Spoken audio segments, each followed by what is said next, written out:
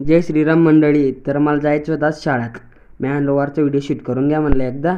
बघा मित्रांनो, सकाळचं निसर्गमय वातावरण एकच नंबर चालू होतं भाऊ. आणि त्याच्यात का सकाळी सकाळी मस्त रिमझिम रिमझिम पाऊस चालू होता. मग काय मी निघलो भाऊ शाळेत जायसाठी. काही एक एक एक एक जण जमा होत होते.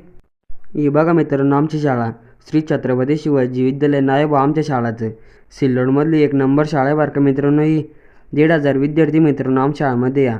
हे बघा मित्रांनो आपल्या शाळेतले फॉलोअर्स.